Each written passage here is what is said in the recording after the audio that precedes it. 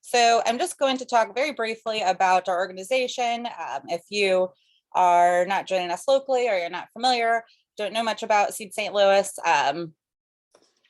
we've been around for about 30 years, over 30 years, I'm sorry, over 35 years, but we've changed a little over time, and you may know us as our former name, Gateway Greening. We just changed our name to Seed St. Louis this past November, but our mission is still the same. So we've kind of tweaked our mission, the language, but really our mission has always been to empower and educate people to grow food.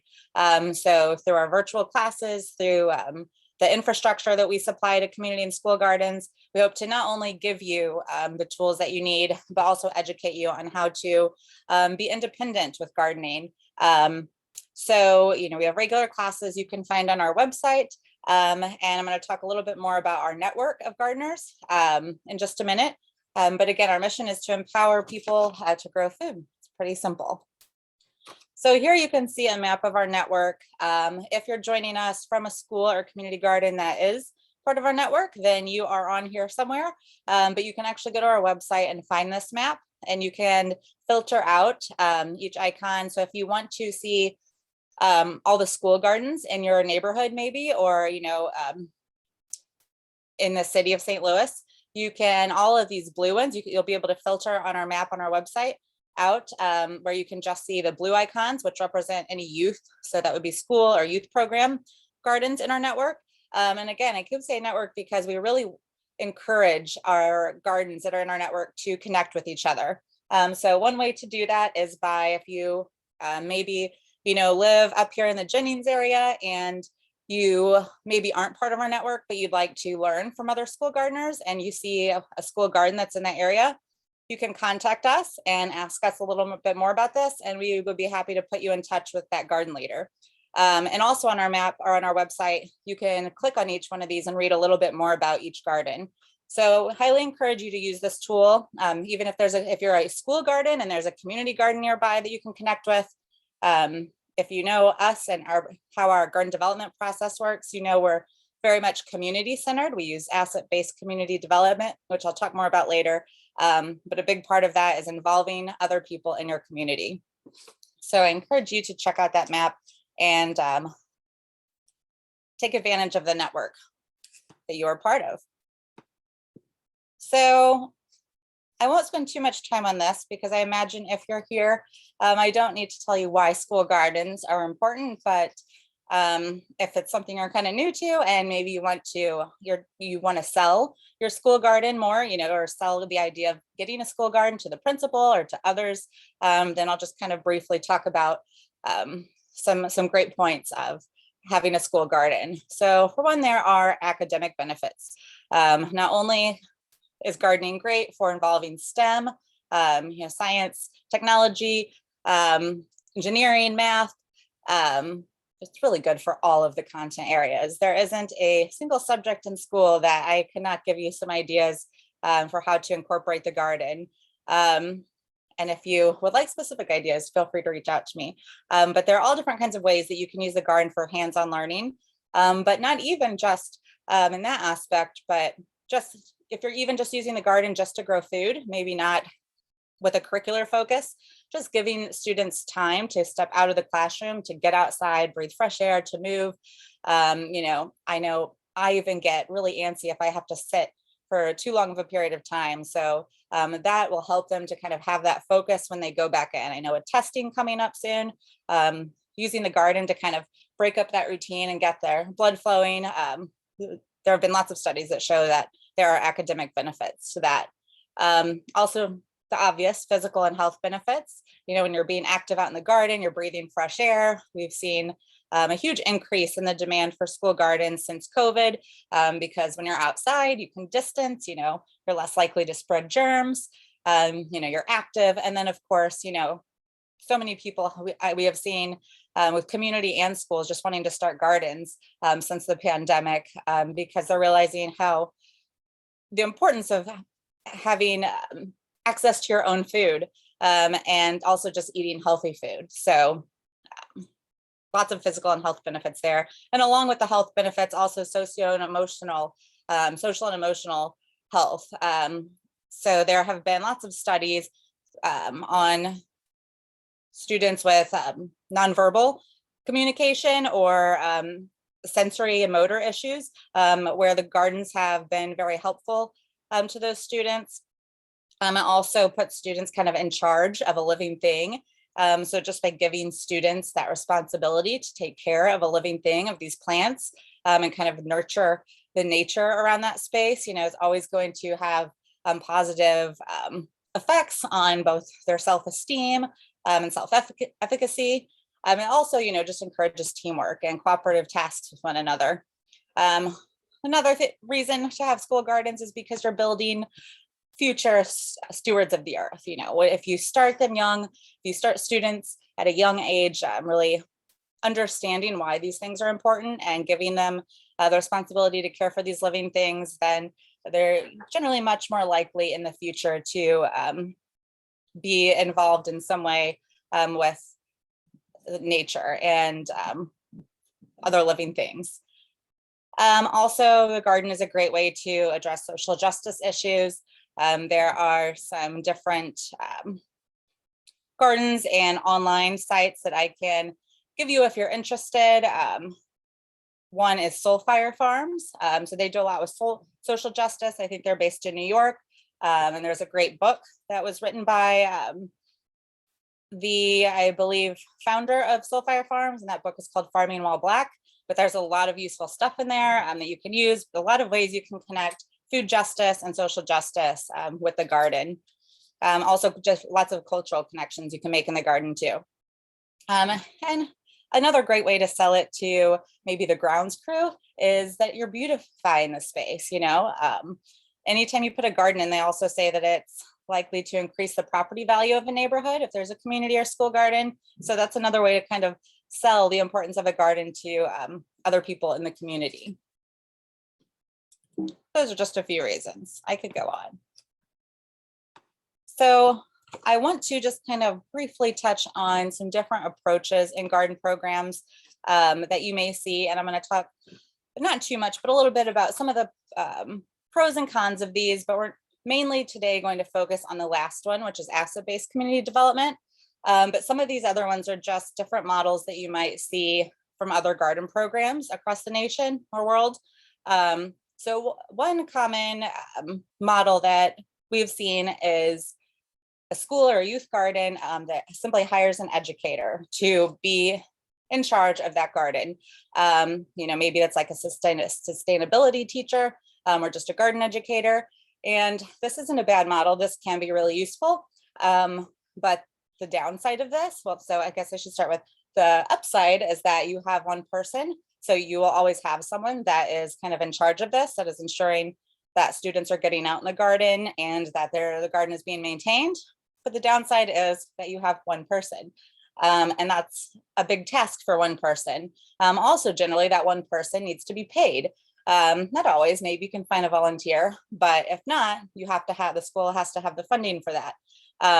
And because we use community, asset-based community development, which involves more than one person, this is not always the model that we would recommend, because again, if you have that one person who's doing all that work and they leave, or they have to take some time off work, then who are you going to turn to keep it going? So while this isn't something I'm saying that should not be done at your school, it's one model, but it's just something to consider, kind of the pros and cons with all of these.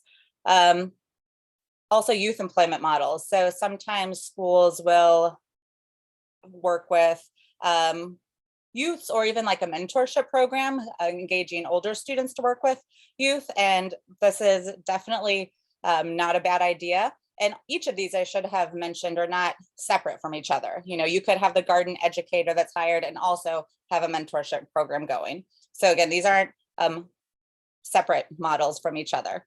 But the only problem sometimes we see with like a mentorship program, or having maybe high school or college students work with younger students, is that sometimes it's hard to get older students that want to come and work and do this unless there is kind of a pipeline program, so if it's going to lead to something, or be connected to maybe a program that maybe they are interested in continuing, after they finish their time working with your garden, then that's great.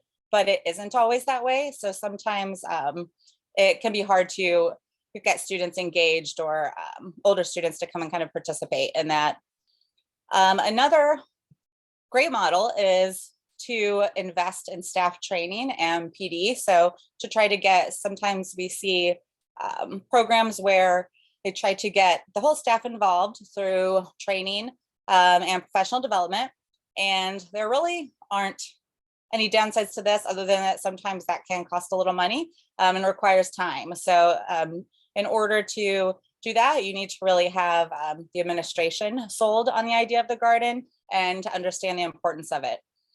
And then another model is the model that we, Seed St. Louis, likes to promote, and that's asset-based community development that I'll talk more about in just a minute.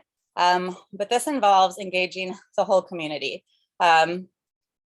And that can look like many different things. It doesn't mean you have to have your whole neighborhood coming into your school garden. Some schools don't want that. Some schools, might be okay with a neighbor choose help, but they don't want a whole lot of people from outside the school coming in. So it could just be your school community. So I'll talk more on that. But again, all of these, are some great ideas and things to pull from. It really kind of depends on what works best for your school or your program. So now I'm going to talk a little bit more about asset-based community development.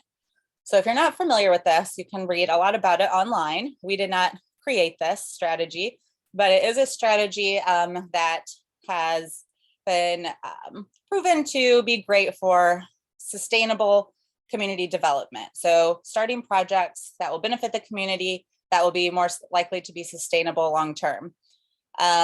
So one thing that kind of sets asset-based community development aside from other strategies is that it's not, well, for one, it's not just one person or one group, but you're not looking at what is wrong with your model. You're looking at, or with your project, you're looking at what is good. What is good about our community? What can we build on? What are the talents and assets that are already part of our project or our community that we can really pull from to make our project sustainable long-term?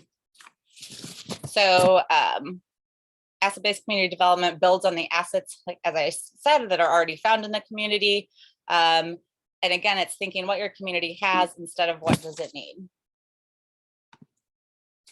I'm going to, since we're talking about that, I'm going to switch over for just a minute. Oh, here it is. So this is a worksheet that we give if you are starting, wanting to start a garden with us and go through our process. Then we ask you to do this worksheet just to kind of keep for yourself. And I'm just going to show you the second half. This is a great way to start thinking about the assets that are in your community. And I'm just going to briefly go through this, and then I'll probably come back to it at the end of the presentation. But let's see.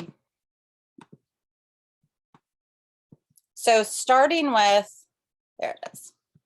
Starting with asset-based community development, you're starting kind of small. So think about individuals in your community. So if you just started a garden and you're at the point where you don't have hardly anyone involved, you really need to work on building that capacity, getting more people engaged in the garden, because you'll find, as I'll talk about, that the more people you have involved, much easier that your summer maintenance and your garden maintenance and everything with your garden will be later. So start by thinking small. Think about individuals in your community. So again, this could just be your school community, it could be your neighborhood, but who are some different people that have skills that could be related to your garden? So it's not just parents or grandparents that have gardening skills, although they would be considered assets and definitely people you would want to put down. But it could also be like maybe some people that have artistic skills in your community, because with gardens, lots of times they're artistic projects. You might be painting things. Also, construction skills are really important to have because garden beds fall apart over time. Sometimes you might need some heavy equipment well, it can be very helpful, if you're moving a bunch of dirt. So think about, it doesn't have to be people of gardening skills. Think about all the different kind of talents that could be part of your project. And then you would, and I will send this sheet out to everyone that's attending. So if you want to kind of do this at home. So you would think, for example, John Doe, who is the neighbor across the street, I'll put his name down, and I know that he has construction skills. So his skill or resource is that he could help fix beds. So I'm going to reach out to John and see if he would be interested in kind of being part of our garden committee or garden community. And, maybe you want to think of these as like a partnership. So maybe if you have a bed at some point that needs some fixing, then in return, you could donate, some produce to him. So think about like, what do they have to offer and how can our garden give back to them? So individuals, again, people with artistic skills, construction skills, gardening skills. So you'd kind of start there. And this can be people that are part of your school. This can be students and parents and teachers. The next, you want to kind of broaden the scope a little bit and think about like associations in your neighborhood or school groups. Are there cultural groups? Are there churches? Are there neighborhood associations that could be useful? Oops. I'm jumping back and forth a lot here. So for example, are there groups within your school? I know a lot of schools have environmental clubs, or some even have gardening clubs. So that right there, you would put that group down and what is their skill? How can they be useful to your garden at some point? And again, it doesn't just have to be maintaining the garden. Maybe you have a group that would be really helpful for fundraising. A lot of times, maybe there's like a church nearby that they like to volunteer at different places. So that church could be an asset. And the skill or resource they have is that they could help provide your school with volunteers. So by making that connection, building that relationship with them, then, if you have a big work day coming up, kind of where to turn for volunteers. So the skill or the resource could be volunteering, fundraising. Again, think everything that's involved with gardening. It's not just, you're not just looking for people to help weed and water and plant things. And then broadening your scope a little more and thinking of like businesses. What institutions are in your neighborhood that could be useful to your garden? So some examples would be schools. Is there a college nearby? Colleges love to send out volunteers. We get volunteer groups all the time from SLU and different colleges in the area that we place at different community and school gardens. So they can be great groups to kind of form relationships with. Also think about local businesses. So is there a hardware store in your neighborhood? They can be really great for donations. Sometimes I know Home Depot can be really great for donating paint and different things like that they have left over to schools. So think about where you can get donations, if any of these groups would be good for maybe even giving funding for your garden program. Libraries can be a great asset, not only because they carry literature on gardening. I know some libraries locally have like seed banks they've started. Also, the libraries can be great just for advertising. If you're looking for some help with a project coming up, or maybe your school has started doing selling produce. Some of these can also be great just for kind of advertising. So again, start small and then kind of expand out and thinking about all of the different assets that your community already has that can be very useful to your garden program. Okay, so I'll probably kind of reference back to that a little bit. But once you have kind of built up, a garden committee, or even maybe you'll do this before you've started thinking more broadly outside in the community. But maybe it's just you and a couple other teachers that are really excited about the garden, but it's just you or just a few of you that are taking students out to the garden and you really want to engage more staff, which I highly recommend doing. A few different ways you can do that. One is through professional development. I talked about providing training and professional development. So if you're an administrator, this is a really great thing to do. And I mentioned sometimes this can cost money, but with us, it doesn't. So my role as the director of schools, part of my role is to provide training and professional development to schools. So I am available to come out to lead a session. And the sessions can look very differently based on your needs. It can be an hour out of a PD day you have. I've also done full days. I've even done multiple days of professional development. So it really depends how intense you want it and what topics. So we're available to provide training on like outdoor classroom management, gardening 101, different activities and curriculum. I can come out and model how you can lead lessons in the garden. So there is training available. Aside from us locally, there are lots of great national organizations that do webinars. So one I recommend, and at the end of this, I can drop it in the chat, is the School Garden Support Organization. So it's SGSO. And they're kind of a hub for all of the garden programs nationwide and may even extend internationally. But they also have a really great like Google forum where people ask questions, and you'll just see lots of different responses from teachers and other garden organizations. But they kind of the hub for any youth gardening.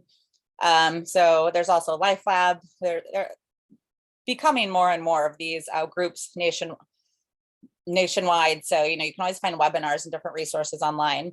But back to staff. So, it's a great way, it's a great thing to do is to engage staff through training, because a lot of times it's not so much that other teachers don't want to use the garden for teaching. A lot of times it's because they either just don't have a background in gardening, and they might be a little intimidated to take students out there, or because they're just not used to it. Sometimes we get really used to what we know teaching in a classroom where we have everything, at nearby, we have our books and everything we need.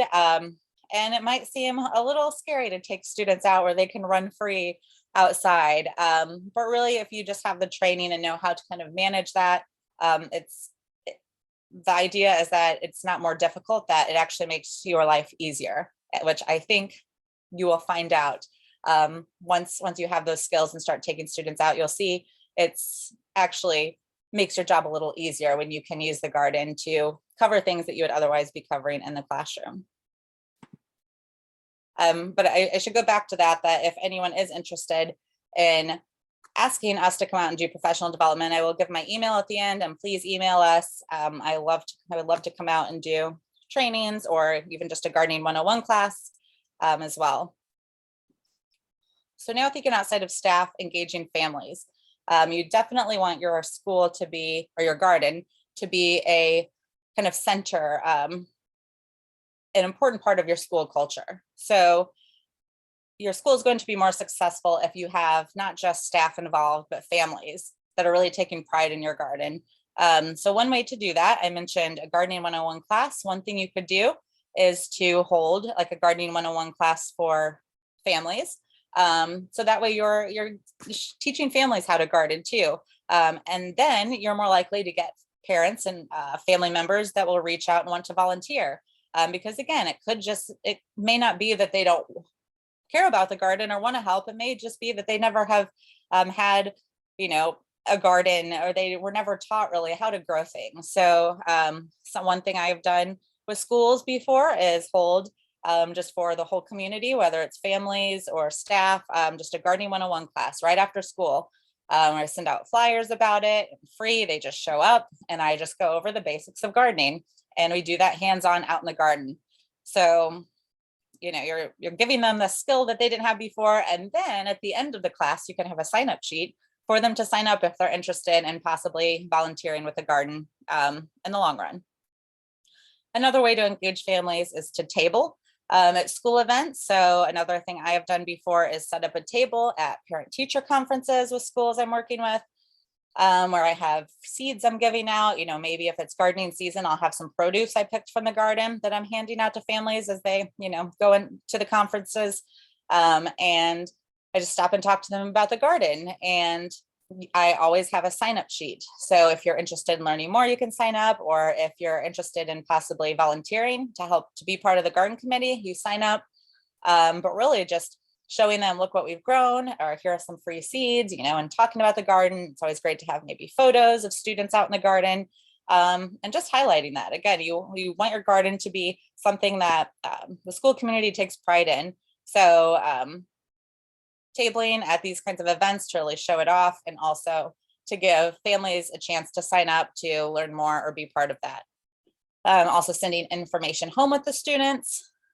So these were some flyers when I was working with Oak Hill Elementary that we made and handed out. They would do like the food drives where people come and pick up food some days, and they also have a high population of English as second language. So the families, we took the flyers and we put them in a few different languages. These are just a couple we did, and they were just little half sheets. You can see kind of what it said on one side here, and on the back side, they were really trying to revamp their garden. So I put a little information, and then I put my contact info and handed these out to families when they came to pick up food. The teachers sent them home with students. And it was a way, for them to contact me if they wanted to get involved in the garden.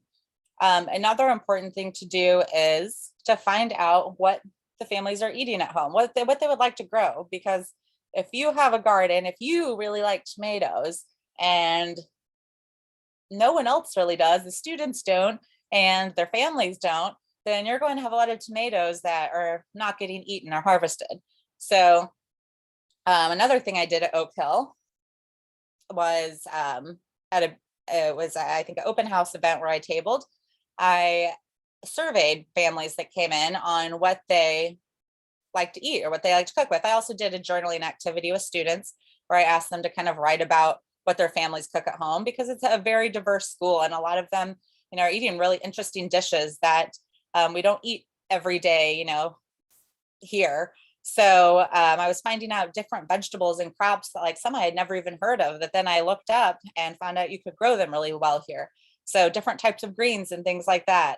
So find out what the families are eating. You can do that by, again, when you're tabling events, ask families, send something home with students, or even just, like I said, have students journal about what they're eating at home.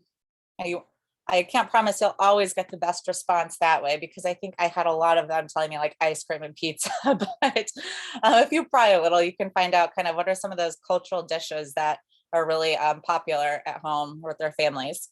And then you'd be surprised how many things you can grow in St. Louis, which I'll also send that out to all the attendees. But we actually have a sheet of multicultural crops that are not native here but very popular here and in other cultures, but that can be grown very well in our growing zone. So I'll send that sheet out too. So also then just distributing produce, any chance you get, any school events, make sure you're harvesting it and distributing it.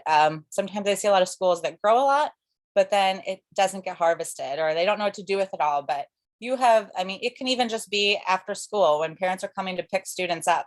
You have that sitting out in the office with a sign where parents can just come in and take that produce home to cook with. And then also garden parties. That's another great way to get people involved. So here is a picture of a local school that's in our network that has a really strong garden program, and they actually hold monthly garden parties. So I believe their garden parties started out as a way to get parents, families to come. They bring blankets, kids would get to play with each other. And the idea was that it was a garden work day. Oops. So they would work together in the garden. But since then, now they go pretty big. They have food trucks that come. I think they've had parents who kind of DJ and play music. And they have become less of garden work days, but because the garden is still highlighted for these garden parties, they have a strong base of family members and school community members that take pride and help out with the garden because they look forward to these garden parties each month. So there are lots of different ways you can do that.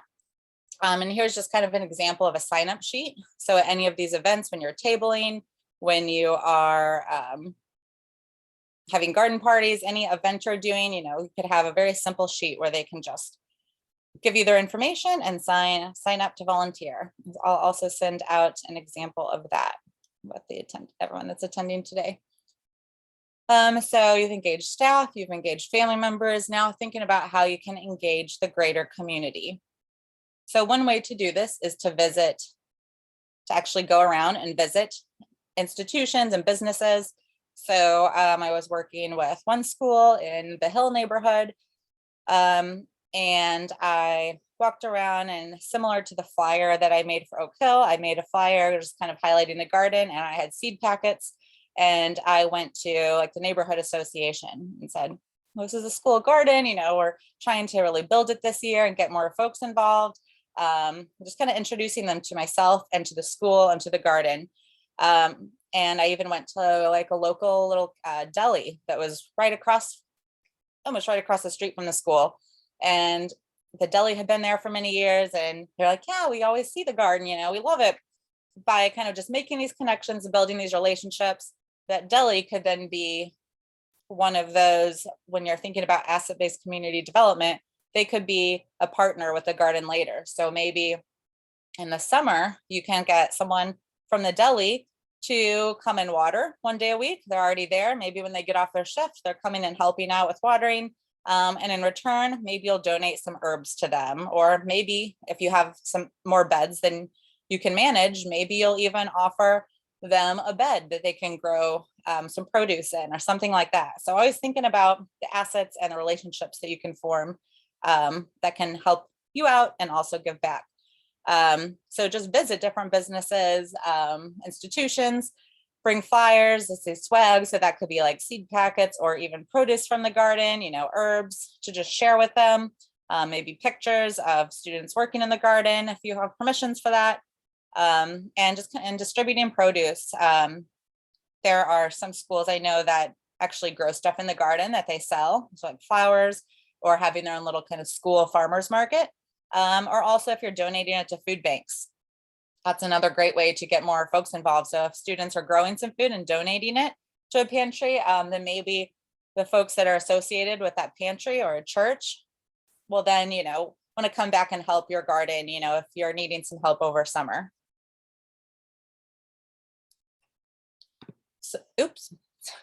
So once you have enough folks involved for the garden, we want to start thinking about your maintenance plan. So how is your garden going to be maintained during the growing season and summer? So when we think about summer, think about what is your goal? So this could look lots of different ways depending on what your goal is. Maybe your goal is to have the garden growing strong over summer. You want produce to continue growing, to continue being harvested and used. Or maybe you just want to grow when school's in session. You want to grow in the spring and you want to shut the garden down over summer and then grow in the fall. And that's sustainable too. Sustainability or a sustainable garden does not have to look like that garden is very active spring, summer, and fall. So again, it's all about what your goal is. Maybe you want to keep the soil healthy and keep weeds out over summer, but you don't really care so much about having produce growing. You just want it to be healthy and ready, easy to start gardening in once students come back for the fall. So based on what your goal is, I'm going to talk about some different things that you can do to meet that goal. So if your goal is to have an active garden, if you want your garden to be utilized all summer, then some things you can do are create a weekly sign-up sheet. So I have some examples of this. So weekly sign-up sheet, and also having a bulletin board is great. So again, you want to highlight your garden. You want people to know about it and see what's going on in it. So to have a bulletin board where you're highlighting your garden, what's happening in it. Some great things to put are pictures of what's going on in the garden. Also, you don't see it on here, but a map of the garden is a great thing to have on your bulletin board, where you can show the beds that are numbered, and you can even write like what's growing in those beds per season. So that way, if a teacher who's never been out there wants to go out and teach their students a little bit, or use the garden for science, they can look at the map and say, bed 2 has spinach growing. So that will work great with my lesson today, where, I'm talking about leaves and photosynthesis, or so, having some kind of map so that way anyone can look and know what's growing. but also having, like I said, sign-up sheets. So if you have a sign-up sheet there, then you're making it really easy for parents or staff to sign up to help with the garden for a week. And I'll talk a little more about how that can look. Another way to do a sign-up sheet. Okay, here we are. So here's an example of one. So summer is roughly 15 weeks that you're not in session, depending on your school. So that's really, when you think about it, a summer seems like a long period that a garden needs maintained. But when you break it down by week, that's only at a minimum 15 individuals that you need to help with the garden over summer, or it could be 15 families, however you want this to look. So if you just need a person to sign up for each week, then you're making that task very small. So if I sign up for week 1, I only have to go to your school garden maybe 3 times that week, to help pull weeds, to water. So you can even have kind of a task list like this that you're sharing with whoever's signing up, so they know what needs to be done. So if I signed up for June, then I know I need to pull any weeds that are there, water maybe 3 to 6 times, depending how hot it is and how dry it is, and harvest what's available. And that can be done, that can look like however you want it to look like. You could ask people to put what they harvest, somewhere, or you could say you harvest it, or you came and helped that week, whatever you harvest is yours. That's kind of a popular way I see that handled. So that way they're kind of getting something back too. If I get to go harvest this week and there's lots of lettuce available, then awesome. I get to take all this lettuce home with me. And in return, your garden has been maintained for that week. So that's one way that a sign-up sheet can look. Another popular way is by creating an online version, which is pretty popular these days. So this is using Sign Up Genius, and this is a free version. So you see lots of ads, but this is just a fake one I made to kind of show teachers a while back kind of how that can look. So you can create a free account on Sign Up Genius, and I imagine there are many programs like this now, probably newer and maybe a little more user-friendly. But with Sign Up Genius, you can create a free account, and you'll see here, this is for a sign up for summer garden maintenance. I said sign up for a week that you'll be able to help with the garden. And then I included every task that should be done weekly, or how often. So if you have a compost bin, I said turn it once a week, pull weeds, and I give a little information about how to pull weeds. Again, you want to make it as easy as possible, so people who don't really garden, will still be able to help out. And then I talked about watering 2 times a week, 3 times during hot days, gave some tips on how to water. And then you see this where they can simply select. I might look, I'm on vacation, but I should be free this week of the summer. So I'd click sign up. And then it'll take you to a place where you put in your name and information. I think you can add notes. And then everyone that's part of your school or whoever you're sharing this with can see the week of July 5th is going to be taken care of by Tanya or whoever signed up. So that's a really easy way. I know a lot of schools send stuff out and do things online these days. So this is just kind of a online version of the sign-up sheet. Let's see. So another way that you can engage folks to sign up to help out with the garden is through a school garden website. So this, I'm going to share an example of one that was just shared with me. I don't think it's finished, but this is Premier Charter School in St. Louis, and the garden leader was kind enough to let me share this. So she put together this fantastic little website that shows their garden and gives some information about it and shows how people can get involved in the garden. So if you are a teacher or a staff member and you want to get involved, then you can click here. And she's listed 4 ways that teachers can get involved at their garden. This could look different for you. But if you want to help with regular garden maintenance, you can click here and get started. So she made it very simple. If you're a parent and you want to help out, they just recently had a spring cleanup day. So that information is listed here. making it very easy, somewhere they can RSVP. Or if you're a student and you want to get involved. So still working on this part. But this is another great way to share what's going on in the garden with others and give them an easy way to sign up or to, volunteer to help out. So, another way you can do this for summer, maybe you, again, just want to make sure that the garden is being maintained, but you don't really care what's going on with the produce. You don't care so much if it's school connected to the students or to families. You just want to make sure that the garden is being utilized because you have that space. So another thing you can do is adopt a bed. I think I have a picture. Well, this is, yeah. So this is actually the same school that does the garden harvest parties. See, their garden is growing big and strong. They had this patch here. So they've kind of transitioned from the weekly sign up to, I think they do more adopt-a-beds in the summer. But they had this big circle that at one time had some flowers growing around it, but it would just get really weedy. And it was a lot to maintain. So that, along with different beds, they just let families and even community members, they have a church across the street, grandparents involved. They just let people kind of adopt a bed for the summer. So I believe it's some grandparents. Their grandchildren are students at the school and they adopted this patch. So they grow, you can see some veggies, they have flowers growing. I think they have some sunflowers. So these family members come and this is their own personal little garden plot. So it almost kind of essentially becomes a community garden over summer.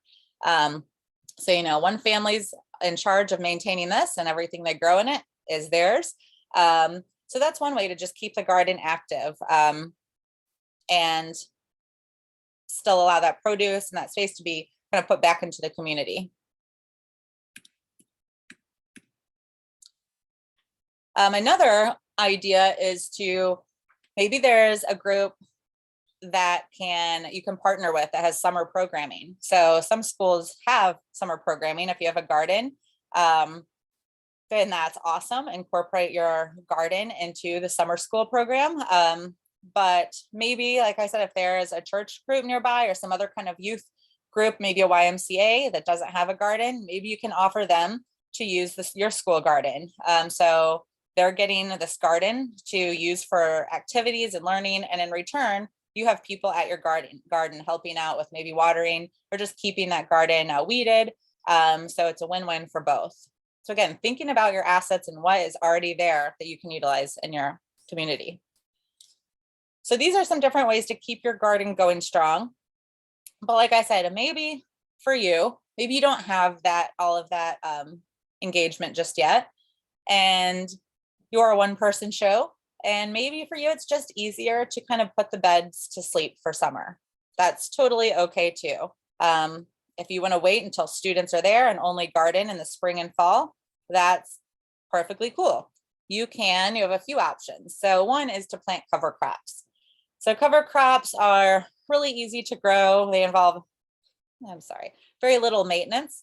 And there are actually benefits to cover crops. So one of the main benefits is that they put nutrients back into the soil. So basically what you would do, you plant them, let them grow. And while they're growing, since you put down quite a bit of seed when you're planting cover crops. And here are some examples of cover crops that can be grown. These are kind of spring cover crops. You can see you put down quite a bit. So they kind of take over your bed. So because there's so much of that growing, it's suppressing all those other weeds that can come up and be really troublesome and be a huge pain to remove. So by growing these cover crops, it's keeping other weeds out.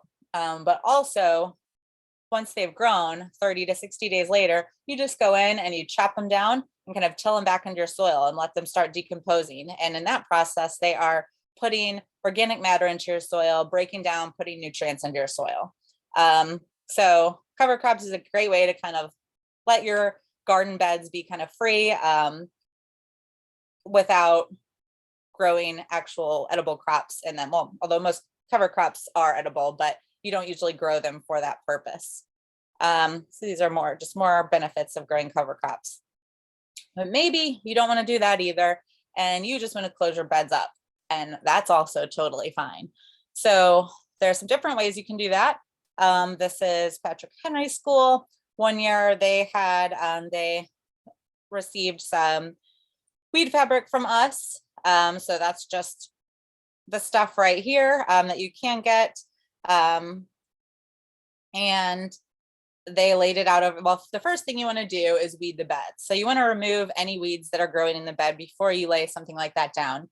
And then ideally you'd want to put cardboard down first, and you can find cardboard lots of different places, but one great place to find big pieces of cardboard is from like bicycle shops. A lot of times they have big box to get rid of, but even Schnucks, different places give out boxes if you just call them up.